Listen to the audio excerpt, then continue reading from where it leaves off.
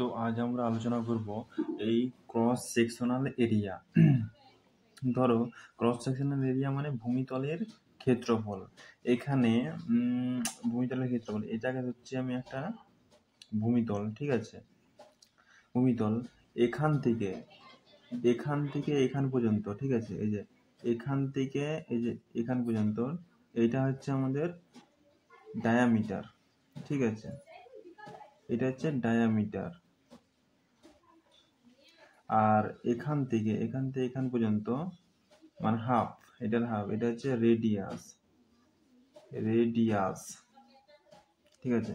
এটা কি ডায়ামিটার, মানে এখান থেকে এখানে হচ্ছে ডায়ামিটার, আর এই হাফ, এই মধ্যখান থেকে এখান পর্যন্ত হচ্ছে এটা হচ্ছে হাফ, এটা হচ্ছে বলে রেডিয়াস। আমি হচ্ছে এটা হচ্ছে আমাদের 8, ঠিক আছে। ক্রস সেকশনাল এরিয়া আমরা বার করব, মানে পুরোটা ভূমিতলের ক্ষেত্রফলটা বার করব। আমি হচ্ছে আমাদের এখান থেকে এখানে হচ্ছে এটা হচ্ছে 8, ঠিক আছে। ডায়ামিটার হচ্ছে আমাদের 8, আর রেডিয়াস হচ্ছে রেডিয়াস কত, এর হাফ কত, আমি এখানে হাফ বলেছি, 8-এর হাফ কত, 4, তাহলে 4 হবে, রেডিয়াস 4 এবং ডায়ামিটার 8। এবারে ক্রস সেকশনাল এরিয়া বার করবে, এর একটা সূত্র আছে। এর সূত্রটা হচ্ছে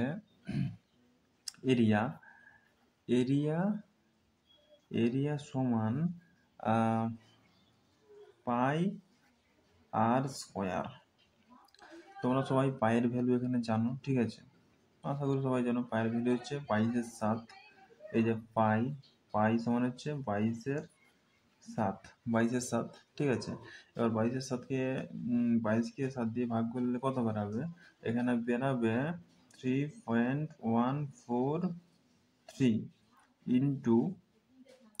ইন্টু কত আমাদের এখানে রেডিয়াস কত আছে, এখানে রেডিয়াস 4 আছে, ঠিক আছে, 4 এর স্কোয়ার।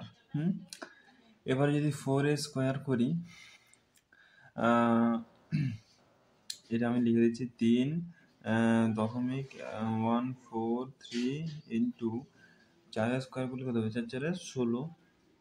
এবারে